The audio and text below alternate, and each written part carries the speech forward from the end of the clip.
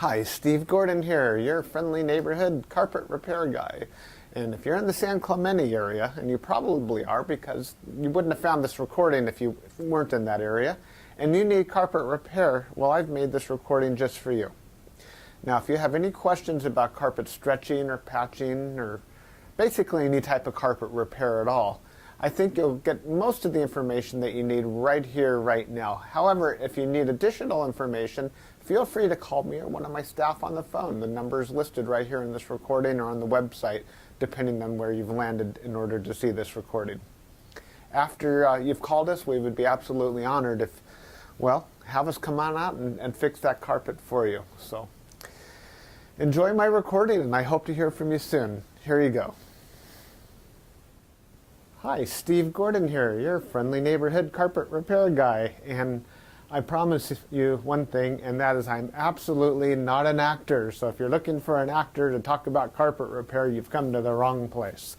But if you want to know about carpet repair, whether it be carpet stretching, patching, Berber carpet repair, commercial carpet repair, transitions between your carpet and a floor, maybe your stairs need repaired, a seam could need repaired, or a few other things, well, in that case, you have come to the right place, because I'm going to talk to you about that, and I'm going to try to answer as many of your most frequently asked questions as possible.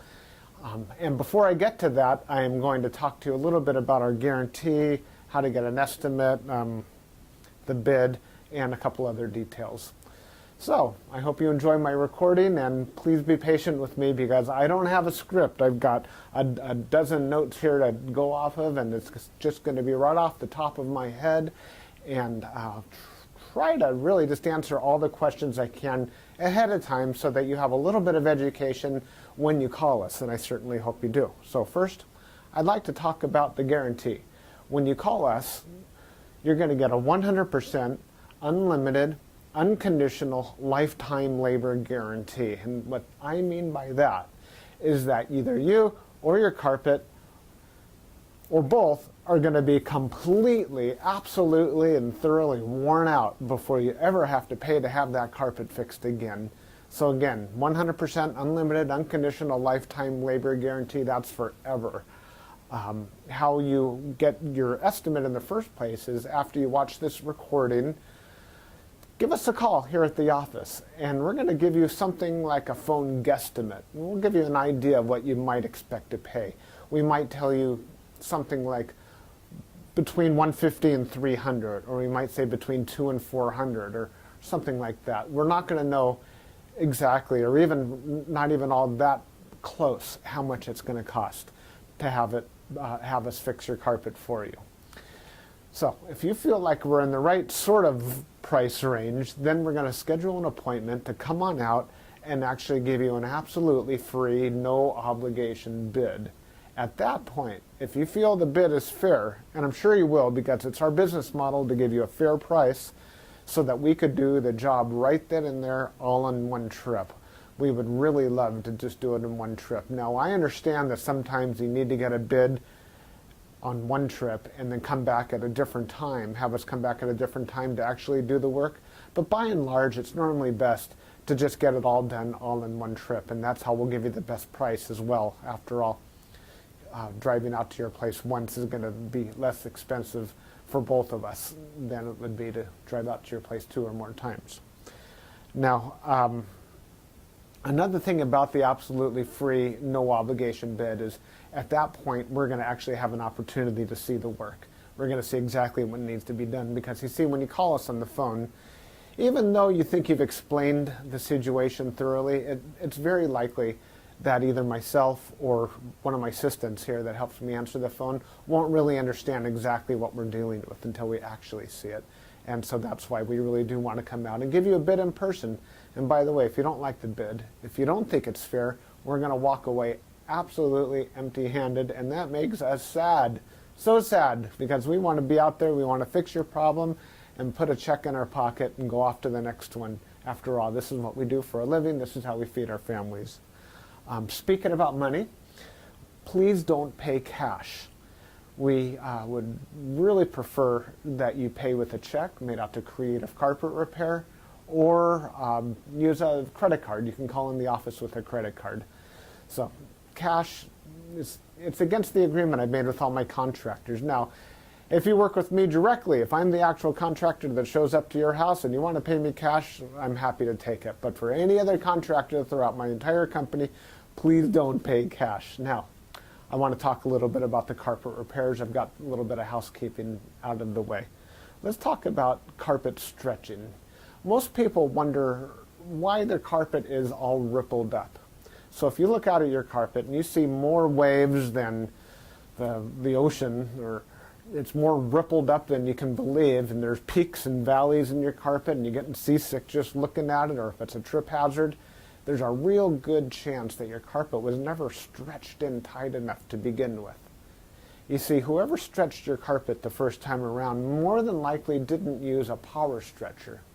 Now what a power stretcher is a pole that it butts up against one wall on one side of the room, and this pole runs all the way across the room to a head that's on the other side.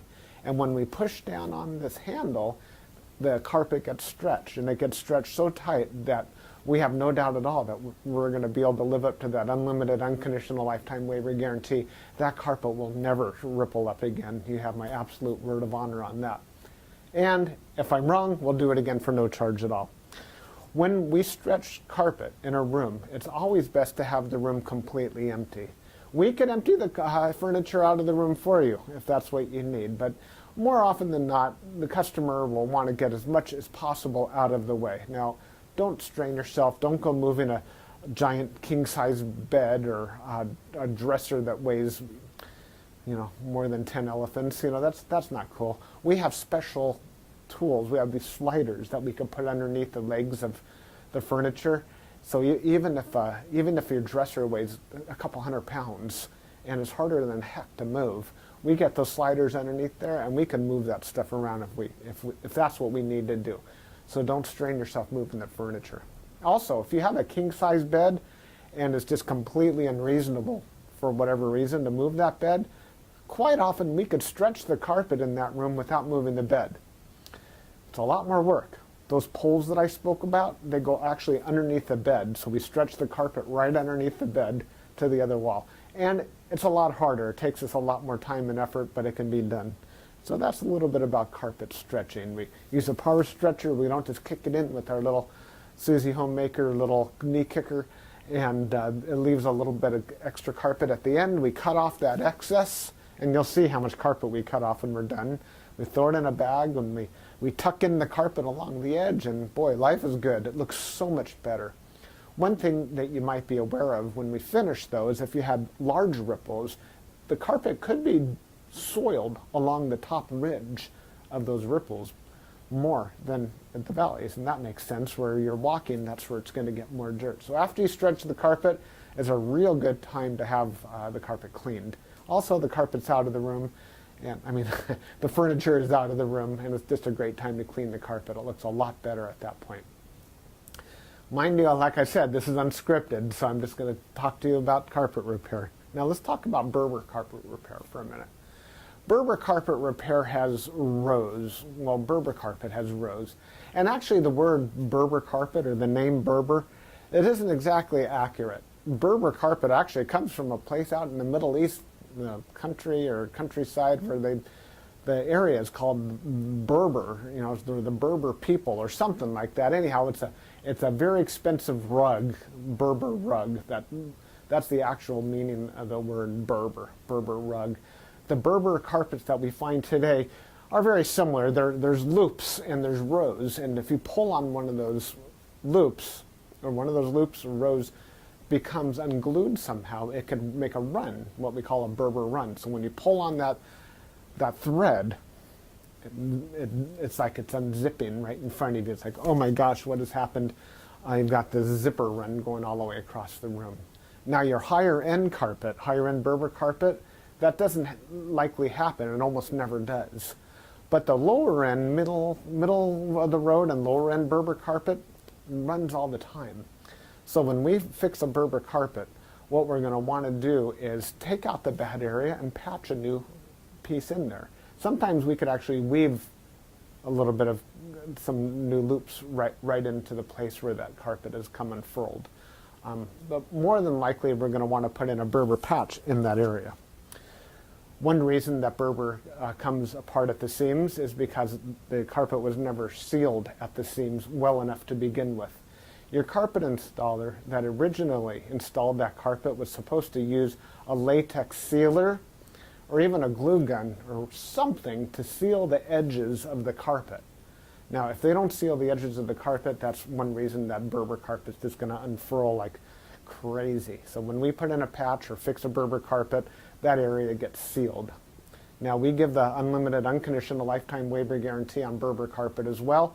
But mind you, just because, let's say you have a 12-foot seam and we fix 3 feet of it, that's the part that we guarantee. The rest of the seam we're not going to touch.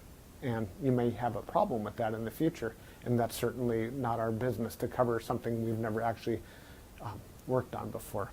Now, after Berber carpet patching, I'll just talk about carpet patching in general. And this includes the Berber.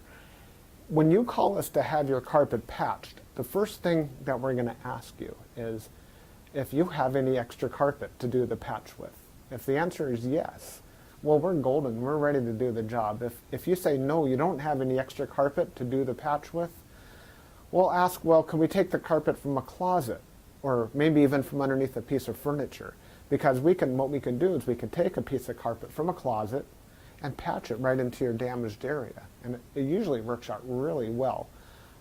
Most people would rather have a piece of carpet missing out of their closet than have a terrible, nasty area in the middle of their room where they'll see it all the time. After all, inside the closet, you usually have that covered up with shoes and old photographs and baseball bats and everything you've ever collected in your life.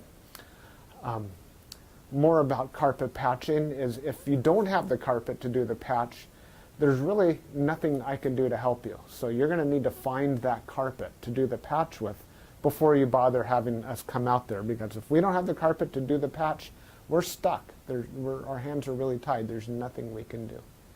Now, you're probably wondering how the patch is going to look when we're finished. It's real hard to say, especially in a recording like this. So just between you and me and a million of our closest friends here watching this recording through time, that patch is likely to be visible. You see, if you take a piece of carpet that's never been walked on, it's never been soiled, it's never seen the light from the window coming in so it hasn't faded out, and you take that brand new looking type of carpet or piece of carpet and patch it in to an area that has been worn, it has been soiled, it has been faded out by the sunlight, well, certainly you're going to see the difference between the new carpet and the older carpet because it's patched right in the middle there. Certainly it's going to look a lot better than the situation you probably have right now, but patches are visible. Another reason a patch might be visible would be because, well, thick carpet, thick nap or plush carpet hides the seams quite well. Short nap carpet, like a Berber carpet, for example, or any of the commercial type carpets, they're very short nap. They show the seams far more. Another thing is that the rows have something to do with it. When we cut a carpet in the same direction as the row of the carpet, well, those seams are by and large less visible than the seams that we cut that cross the rows. When we cross the row, well, it's unavoidable to do that if that's what we have to do to make a patch. And those seams stand out a little bit more than the ones that go along with the rows. So carpet patching, that's what we specialize in. We could absolutely do that for you. Have the carpet available for us, and we also back up our patches forever, just like everything else, just forever and ever and ever. That patch will never come up. After patching, well, we could talk a little bit about pet damage also when we talk about patching. If you have an animal, a dog or a cat, or I've even seen where it's been a bunny or a few other animals that have actually gotten locked behind a closed door. What'll happen is they'll get that separation anxiety and they'll try to dig their way out and they'll just rip the heck out of the carpet. That's one of the main reasons we'll do carpet patching. If that's the case, well, certainly it's just like any other patch. You supply the carpet, we'll put it in. However, if that animal didn't tear up the carpet, if they actually urinated on the carpet, there's a whole other thing we can do about that, and I'm going to need your help for that. What we'll do is we're going to ask you to go to the pet store or go online and buy twice as much of a product as you think you're going to need, maybe 4 times as much, to actually kill the odor. Now, the product I'm talking about is actually an enzyme, and what we'll do is we'll pull back the carpet, we'll remove the padding, clean the floor, and you'll pour this enzyme onto the floors underneath it all. And that enzyme will eat up all the proteins that contribute to the smell of the urine in your carpet. Then we'll put in new padding, and you'll pour that enzyme cleaner all over the backing of the carpet as well at that time. I'll reinstall the carpet, and then one more time we'll use that cleaner and we'll just soak that area of the carpet with that enzyme one more time. And that's likely to kill the scent altogether. That smell should be completely gone. If not, it's probably because your animal found another place that you don't even know about, and I'm sorry about that. There's nothing we could do about your animal. Now that we've spoken about pet damage, I like to talk about carpet to floor transitions. A lot of people call us because they've put in a new floor. Maybe it's a tile or a wood floor, and their carpet now needs to be finished along that edge. More often than not, we don't need to put in any kind of metal there. There's a lot of different types of situations where you do want a metal. If you have an apartment building and you want the carpet to last a long time between the carpet and, say, for example, a linoleum floor, we could put some metal there. There are flat metals. They're the type of metals that they're called, I've called them beat-down metals before. I'm not sure exactly what they're called. Beat-down metals, they're golden, they're silver, and the carpet goes right in there and it gets hammered down. Gives a nice clean edge, and it protects the edge of the carpet for a very long time. But if you're like most homeowners, that's not why you're calling us for a transition. You're calling for the transition because you just put in a nice marble or travertine floor, maybe a wood floor. And so what we'll do with that is we're going to pull back the carpet and put in a new tack strip right up alongside that floor. Now that floor is going to be holding the place as if it were a wall. So here's your floor, here's your tack strip right in front of it. We're going to pull the carpet over that tack strip and tuck it in right there. So all you're going to see is a nice smooth transition between the carpet and the floor. Now, many times when you put in a new floor, it's important to put in some work into the subfloor underneath, and that might include using hardy backer or some other type of material that raises the floor up even higher than it would have been. So let's just say, for example, you've got a 1/2 inch new tile and another 1/4 inch of underneath there of a hardy backer, or it could even be more. It could be 3/4 of an inch altogether, or even more, that is higher than the carpet. That's extreme. It's usually not that high, but let's just say it is. If we just bring the carpet up and end it right there, well, you're going to stub your toe against that thing. You're going to be cursing to holy high heaven every time you do that. It's just not fun at all. Trust me, it's not. You'll understand if you ever do that. What we're going to want to do in that case is one of 2 different solutions. We're going to do 1 of 2 solutions. One is we can pull back the carpet quite far and use a product like a Fix-All, which is a very fine cement type product.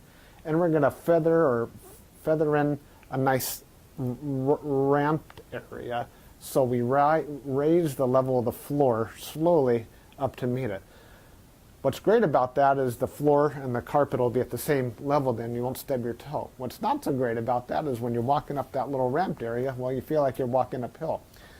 There's really no way around that I know of outside of pulling out all your carpet and floating a whole new layer of concrete, self-leveling concrete on the entire concrete floor and underneath.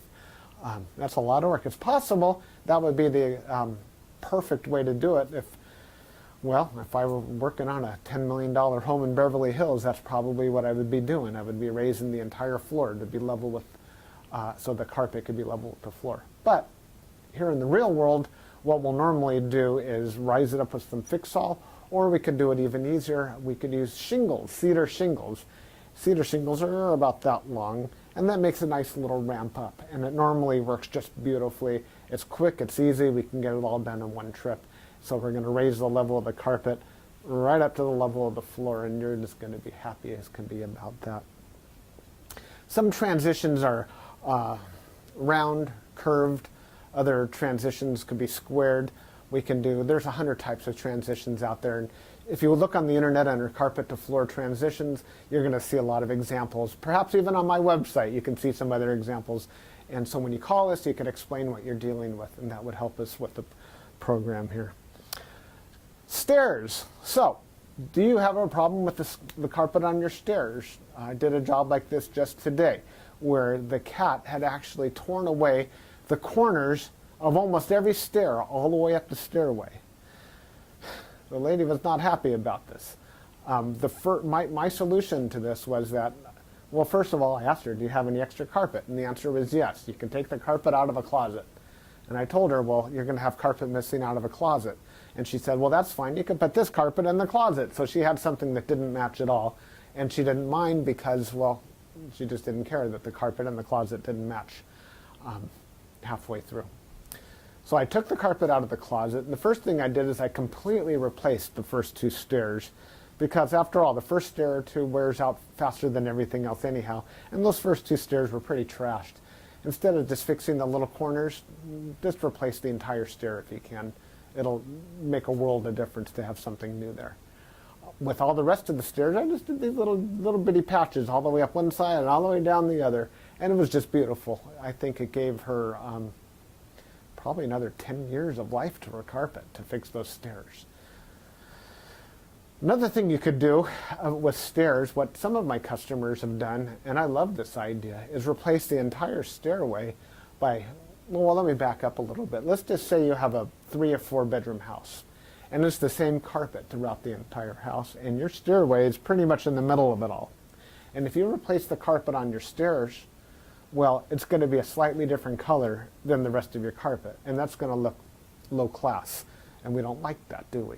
No, we don't. What I would suggest in that case is that we take the smallest room of the house, maybe a small bedroom or nursery, and pull the carpet out completely from the smallest room of the house and buy new carpet for that room. Then we have maybe a 12 by 12 piece of carpet, and we can replace the entire stairway with that carpet. That way it matches the entire rest of the house except for that one room. That'll easily save you $4,000, $5,000, $6,000, $7,000 right there. And it's a lot less work too. So I like that idea. You got a whole new stairway. A lot of people, you walk in the front door and there's the stairway right there. If the stairs look bad, it's hard to recover from that first impression. So take my word for it. That's a really great way of going. Now stairs. Commercial carpet repair. If you have commercial carpet and that needs to be repaired, it either has ripples and waves or it needs a patch. If it's rippled, it might need to be stretched. We've already talked about carpet stretching. On the other hand, it might have a different issue. It could be your commercial carpet was glued down to concrete to begin with. If that's the case, what we do is we actually take a knife and we just cut right down the middle of those ripples, cut right down those bubbles, and we will re-glue the carpet right underneath there and smush it all down, and believe it or not, those bubbles are going to be completely gone. They might be completely invisible when we're finished. You won't even see where we cut it, because where we cut it is exactly where we put it back together. The carpet will be nice and tacky before we push it back down. It's a great solution. But if the carpet needs to be stretched, well, we have to get the power stretcher out, and we'll fix it up that way. Now, if your carpet in your commercial building, say you have an office, is because, let's just say that you removed a wall between two rooms. If that's the case, you may have a strip of carpet that's missing. It's always a great idea to just get a completely different color. So if you have blue commercial carpet, go get a piece of red or black. Just something completely different, because a strip, a patch going all the way down through the middle of the room that's just a little bit off, it looks low class again. But if we put a strip of red down the room, or burgundy or black, people walk in and they go, oh yeah, these people have got some class. They got a decorative idea. So that's just my opinion. Use a completely different color if it's something goes all the way across the room. Now, if it's just a patch, a small patch for whatever reason, and you have a little extra carpet, we can always patch it in with whatever you have. Seam repair. Good news and bad news. The good news about seam repair is that we can make your carpet so the seam doesn't keep getting worse. The bad news is that if it looks bad now, it's probably not going to ever look good again, regardless of what we do to it. Seams have to be done properly the first time. You see, when we seam a carpet together before it's installed, we'll use a straight edge and we'll cut down both sides of the carpet, and then we're going to seal the carpet on both edges, and then we're going to seam it together, and it'll be perfect. When it's completely cooled down, then we stretch it in. If we go back and try to open up the seam and cut that carpet off and try to bring it together, the chances of it ever looking better are right around 0. So I'm sorry to tell you that your seam repair, we can make it possibly look a little bit better. We can make it stop getting worse. We can make it not be a trip hazard any longer. But don't have your expectations too high when it comes to seam repair. The last thing I want to talk about is flood damage. Now, if you're watching this right now and you've got a flooded out carpet, you are in a world of hurt, and I'm sorry. The first thing I would do if I were you is probably have about 3 fingers of scotch. And then I would go ahead and get an extractor, like a hot water extractor. You can rent them at the just about any rental yard, and just start extracting all the water. Pull back the carpet, get rid of all the padding that's underneath your carpet. Rent a couple of blowers, or as many blowers as you need, and these things, they kind of look like a snail. As a matter of fact, that's their nickname in the field, call them a snail. And they're shaped like that, and boy do they ever blow. And you can blow dry the whole underneath of your carpet. Set it up and get the carpet completely dry. At that stage, that's when you call us, and we can supply new padding, put a new pad, reinstall your carpet, clean the carpet for you if you're in an area that we do carpet cleaning, and life is good. You can put your furniture back and you'll be happy again. You don't have to do it yourself. If you want to call a company, even ours, depending on your area, can do that extraction for you as well. Now, if it's really flooded, I mean, seriously, like you're ankle deep in water, don't even bother. It's beyond almost everybody's ability. That means that your baseboards are all going to be all wet. A professional company will come and remove your baseboards, and we don't do that ourselves. They'll remove your baseboards, they'll drill holes in the wall, attach blowers to your walls, and blow dry the entire area, inside the walls and out, the carpet, the floor, the whole shebang. And then we can come in and put the carpet back down at that point. So I hope that I've answered your questions.